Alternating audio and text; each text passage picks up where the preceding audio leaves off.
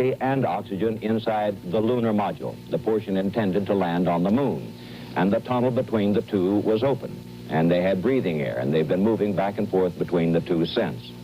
Because of the loss of power, the rocket engine on the command module cannot be fired. So the descent rocket of the lunar module is being used to make the maneuvers that will bring them back to Earth. Now, since the command module is designed to come back to Earth without its service module, it does have a supply of electricity and oxygen to meet that limited need once the service module has been dropped away. That supply, however, has not and probably will not be tapped until they re-enter the Earth's atmosphere. That return, even if successful, was still 3 long days away. NASA meets the press when Time and Again continues. Home, short of water, too cold to sleep or eat, struggled to focus on the task at hand as millions back on Earth silently wished them home. Meanwhile, NASA officials did everything they could to improve the odds, including putting the best possible face on things. On April 16th, the day before Apollo 13's planned re-entry, NASA briefed reporters. Ray, I gather you're happy with the way things are going step by step, but just subjectively, where's your personal confidence level right now? It's good. I'm glad to see us get this checklist stuff up. That was the last big thing to do, and from here on in, it's men and equipment performing, and so I feel confident that we'll make it. Will you be able to recover any of the pieces of the SM that you were talking about, and if so, will they be able to give you any kind of a clue as to what happened Monday night? No. Like I say, we don't have forces in that area. This is just hunks of metal, and when it hits, it's going to sink. So the likelihood of doing that would be nil. In fact, you just couldn't do it. And even if you did, after going through an entry, you couldn't tell anything about it. It'd be all burned up, mostly. How close to the target area will the rescue ships be when it hits? In other words, if it hits exactly where you want, are the rescue ships going to be able to be in the area? You're talking about the command module? When the command module hits, yeah. Oh, yeah. We'll have forces on station. Aircraft carriers and helicopters and all kinds of boats. Optimism was the order of the day. That evening, as Apollo 13 raced earthward at thousands of miles an hour, NBC went back on the air as the mission entered its final phase. Good evening. 24 hours ago, last night at this time, there was growing confidence that the Apollo 13 would make it home safely.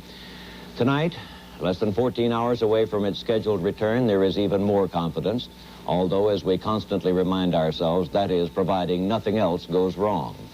At the moment, the astronauts, Jim Lovell, Fred Hayes, and Jack Swigert, in Apollo 13, and they must feel that each hour is made up of more than 60 minutes, are about 76,500 miles away from the Earth, traveling at 4,850 miles an hour. Their course is good, but Mission Control wants it even better to lengthen the odds in their favor. And so, tomorrow morning, another small navigation correction is scheduled. Just before 8 o'clock Eastern Time, the astronauts will use some of the small engines on the spacecraft to refine their flight path even further. It should put them precisely on target for splashdown in the South Pacific just past 1 p.m. Eastern Time, but just about daylight in that part of the Pacific. Before then, however, some sleep and long conversations with Houston, step by step, on what must be done.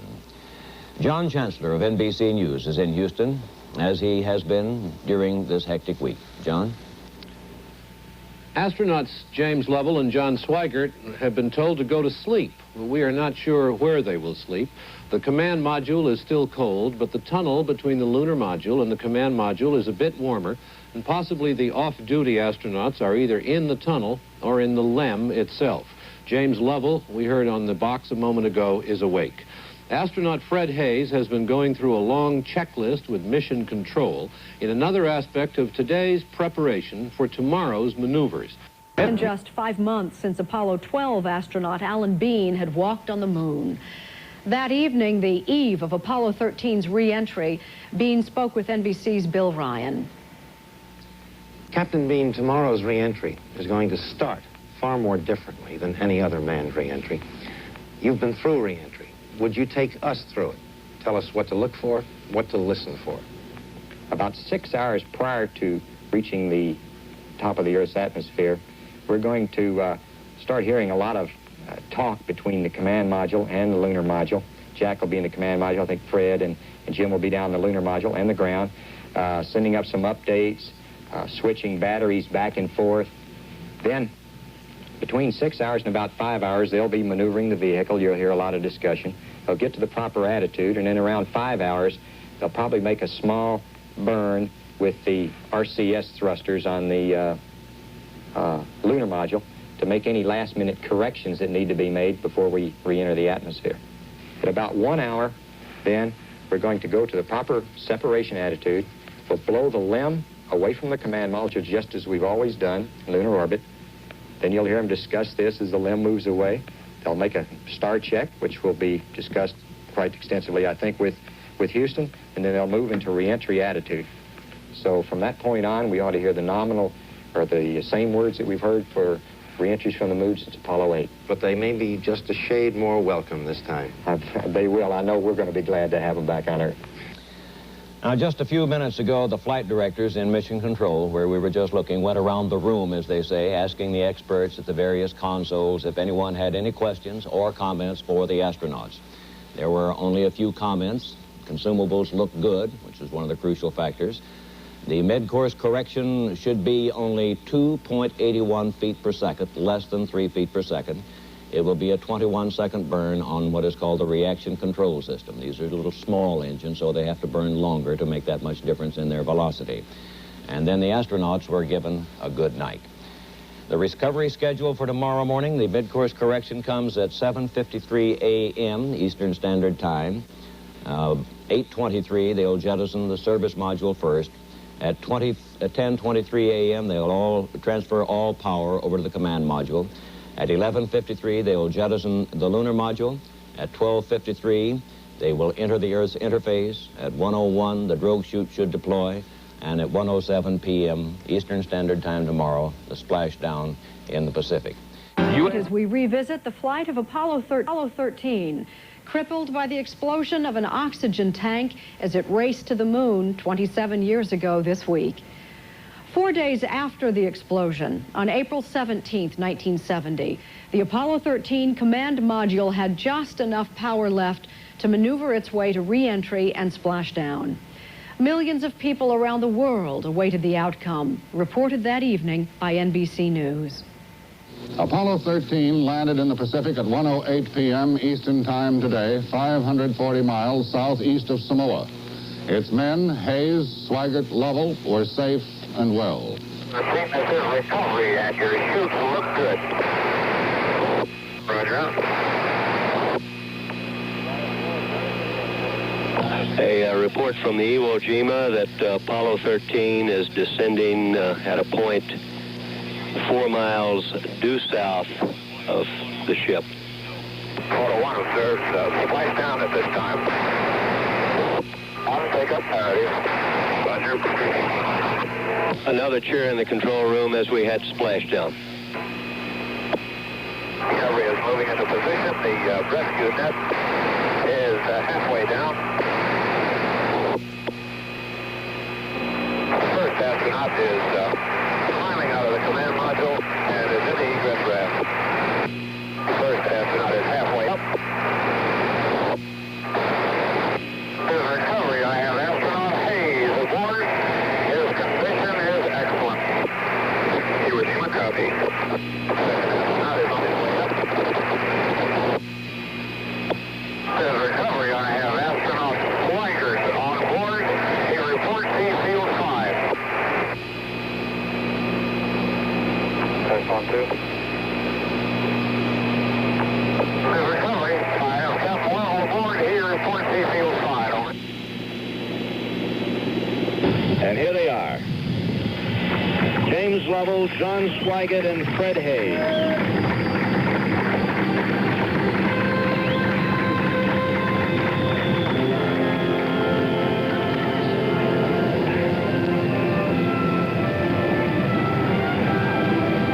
They certainly look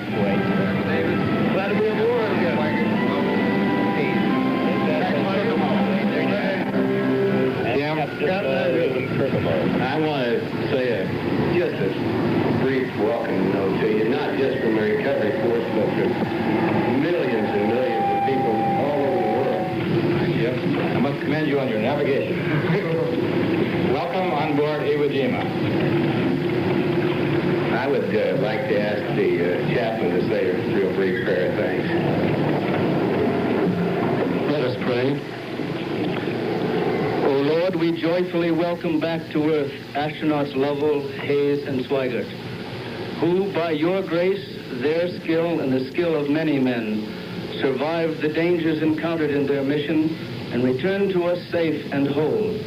We offer our humble thanksgiving for this successful recovery. Amen.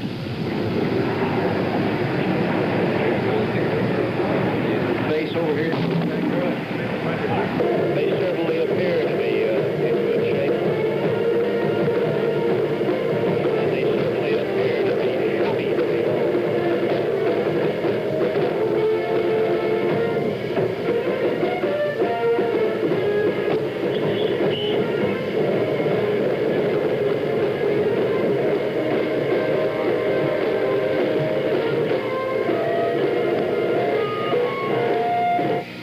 Because they did not have to be quarantined, the astronauts went directly to the carrier sick bay, where they were reported in good condition except for extreme fatigue. Tomorrow, they'll be flown to Hawaii. In retrospect, the last few hours of the flight of Apollo 13 went smoothly, but Mission Control in Houston and millions of people around the world were well aware of just how critical were the things that had to be done in that short period. At 8:27 a.m. Eastern Time, the damaged service module was cast off. At 11:43, the moon landing ship was dropped away, and Lovell was heard to say, "Farewell, Aquarius, and we thank you." It was the moon landing ship's power which had enabled the men to get back. When the service module was jettisoned, both the astronauts and Mission Control were astonished to realize how badly it had been damaged. And there's one whole side of that thing missing. Is that right?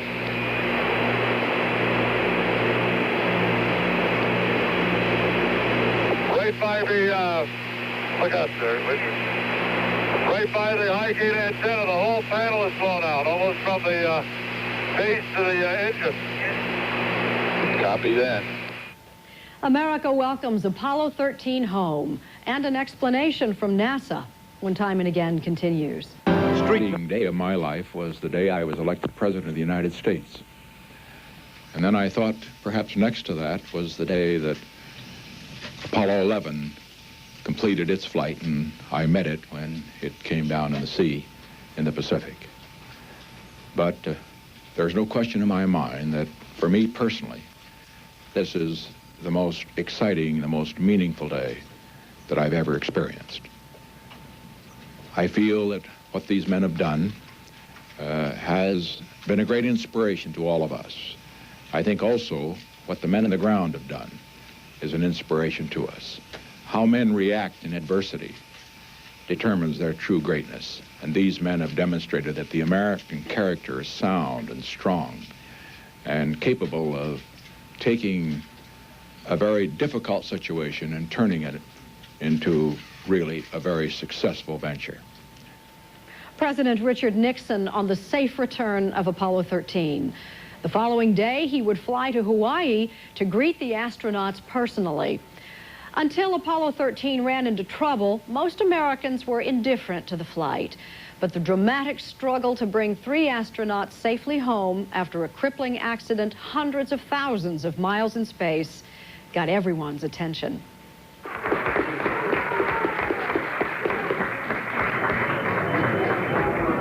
They must go on from here. This is only the beginning. Must. This is the beginning. The world needs it. We need science. We need great brains. We need wonderful men like this. I think the space program should be modified and more money spent here to relieve suffering on Earth. I think this is one of the most wonderful achievements I've ever seen by man. I think we should declare a moratorium on it. We've spent a lot of money, and there have been a few disasters here. Thank goodness they're back safely. All our prayers were answered. No one prayed for the astronauts' safe return more fervently than their families. After Splashdown, the wife of lunar module pilot Fred Hayes spoke to reporters.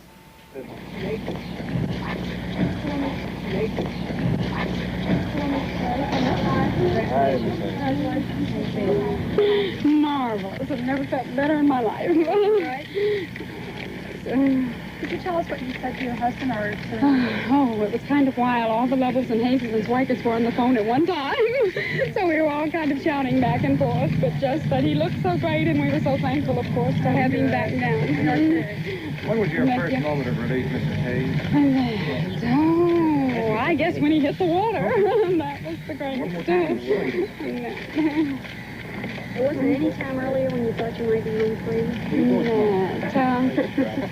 Well, once the first initial shock was over, I felt a lot of confidence that things would work out and go well.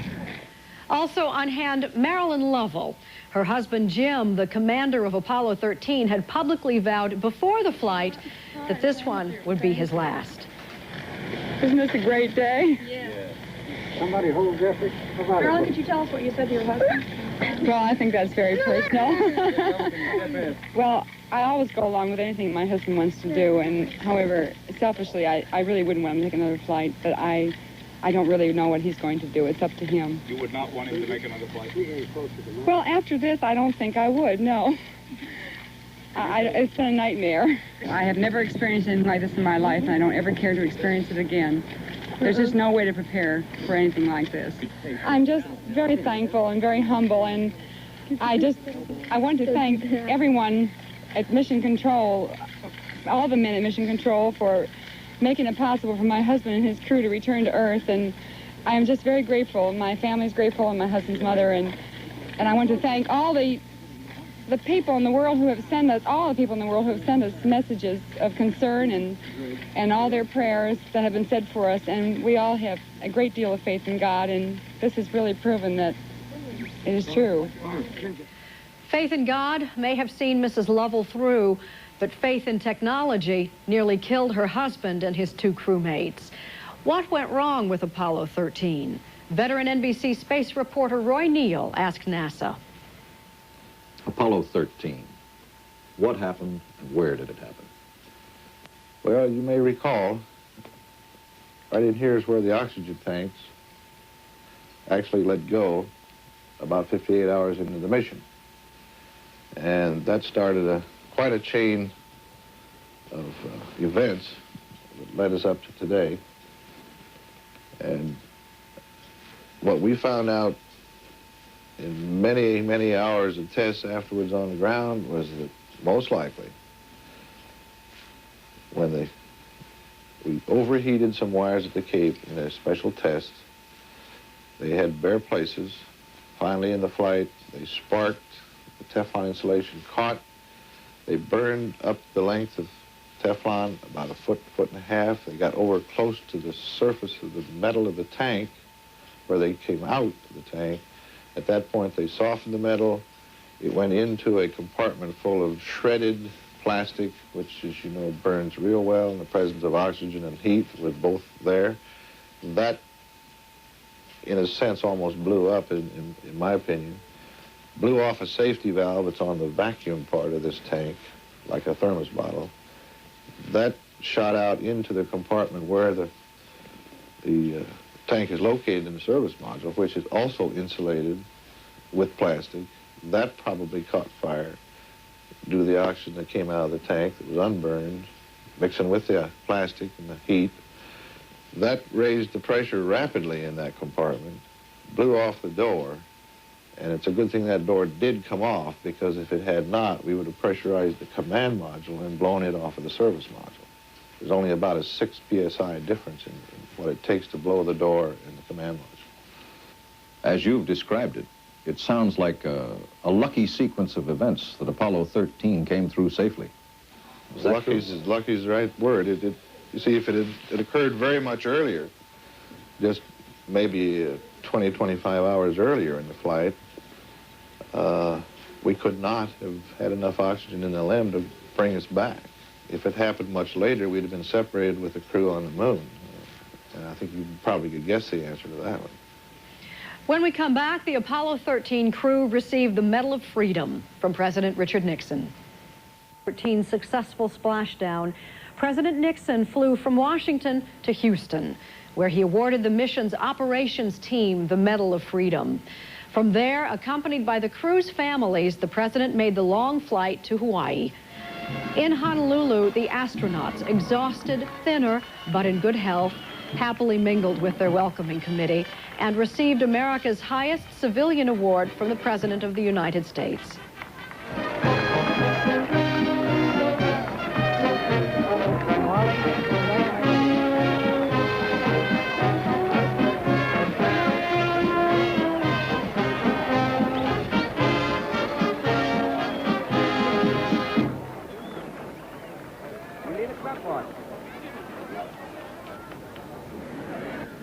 Captain Lovell, it is my proud honor, on behalf of a grateful and proud nation, to welcome you and your colleagues back to the United States of America.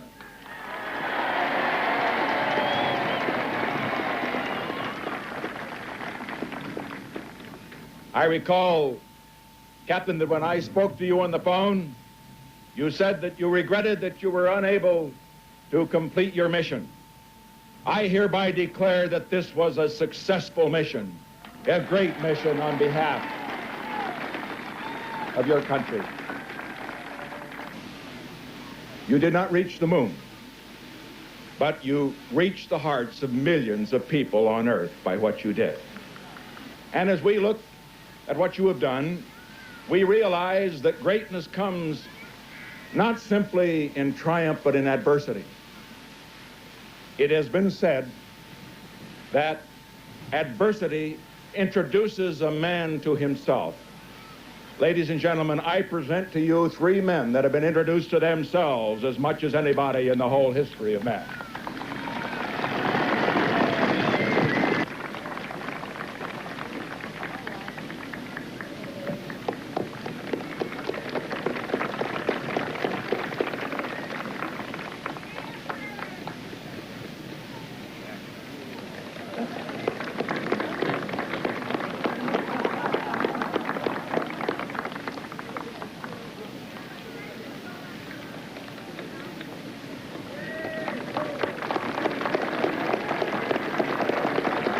Needless to say, it's a very proud day for the three of us to be back here, to be back on Earth again. We're very happy to be here.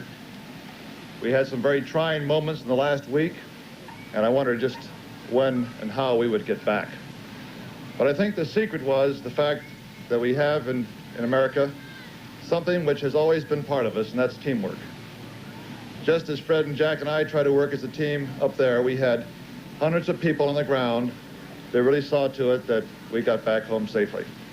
It was these people who gave us instructions, who tracked us, who watched our systems, that we owe a debt of gratitude to. So, on behalf of the three of us, we're glad to be home, and we're glad to be part of America.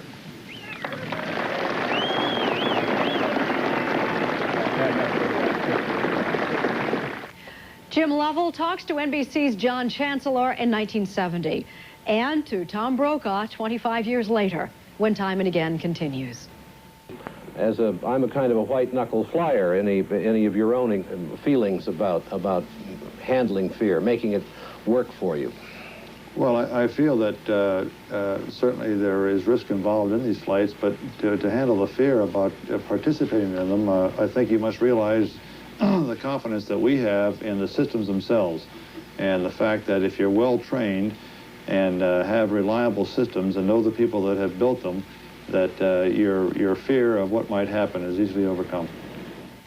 Apollo 13 Commander Jim Lovell speaking to NBC's John Chancellor just before the fateful flight.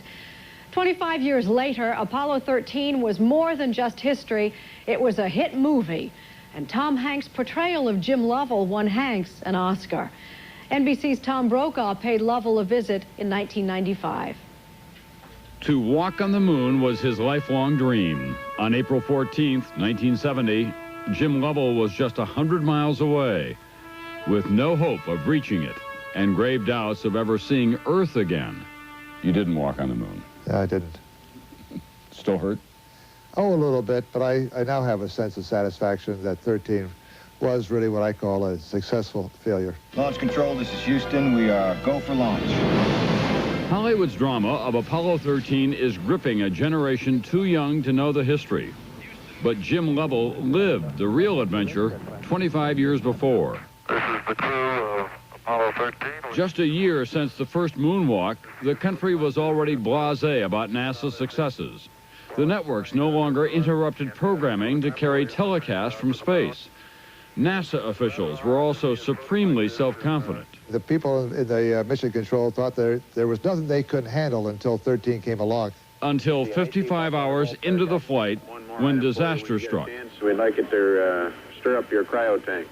It was an ordinary command to stir the tanks of frozen oxygen and hydrogen that together supplied water, heat, and electricity to the spacecraft.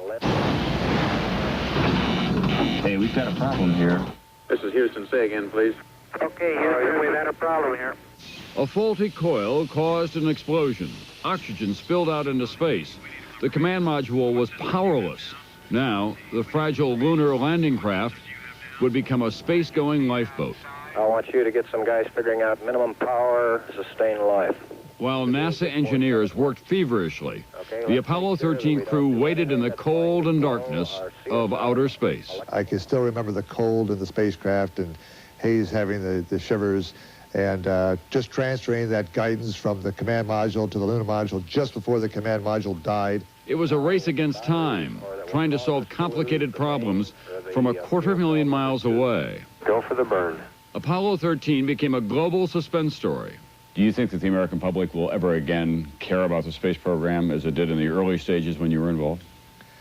Yes, and you know, I think they care now. I think the silent majority really is interested in an American space program, one that they can look up to.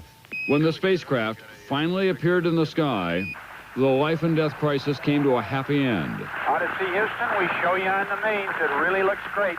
It is a victory that resonates 25 years after that day. Do you think that there are themes in here that people are responding to? I think that there's a message here. You know, in any crisis, people can overcome them with teamwork and motivation and initiative. I think this country has enough heroes these days. But we could use more. As for Lovell's crew, Fred Hayes left NASA in 1977 for a career in the aerospace business.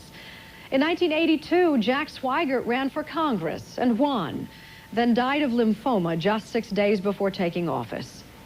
The space program survived and learned from Apollo 13, launching 4 successful lunar missions in 1971 and 72.